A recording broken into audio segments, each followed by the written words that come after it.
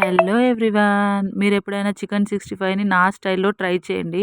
చాలా బావుంటది. దానికి చికెన్‌ని 2, 3 టైమ్స్ వాష్ చేసుకున్న తర్వాత ఇప్పుడు నేను మళ్ళీ వేడి నీళ్ళల్లో వాష్ చేసుకుంటున్నాననమాట. అంటే వేడిగంటే ఓమ్ వాటర్‌లో ఇట్లా క్లీన్‌గా వాష్ చేసుకోవాలి. తర్వాతకి దాంట్లో ఉప్పు, కారము, అల్లం ఎల్లిగడ్డ పేస్ట్, కొంచెం పసుపు, tasting salt, 1 spoon corn flour, మళ్ళా 1 స్పూన్ శనగపిండి అట్లా మంచిగా వేసుకున్న తర్వాతకి కొంచెం దాంట్లో కరివేపాకు, గ్రీన్ చిల్లీస్ ఉంటాయి గదా! Green chillies, after then lemon. ఇవన్నీ మంచిగా మిక్స్ చేసుకోవాలి రుచికి తగ్గట్ట. తర్వాత ఒక్కొక్కటి కొంచెం ఇట్లా సిప్ చేసి చూడండి.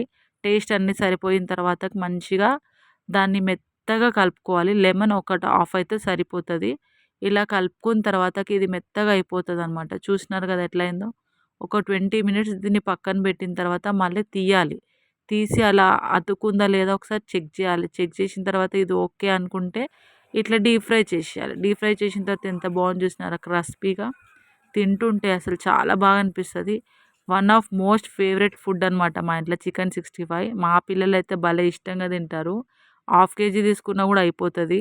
అంత టేస్టీగా ఉంటదనమాట. మీరు కూడా ఇంట్లో ట్రై చేసి నాకు కామెంట్ బాక్స్‌లో పెట్టండి. మీకేదైనా అర్థం కాకపోతే కూడా పెట్టండి. నేను మళ్ళీ రిప్లై ఇస్తాను. అండ్ ఇంకొకటేంటంటే అదే రోజు మా డిన్నర్‌లో స్పెషల్‌గా పూరి, చికెన్ 65, బొంబాయి చట్నీ యేసుకొని మేమెంత పనున్నా, ఏమున్నా ఫ్యామిలీతో ఇలా కూర్చొని తింటామనమాట. నచ్చితే లైక్, షేర్ అండ్ సబ్స్క్రైబ్.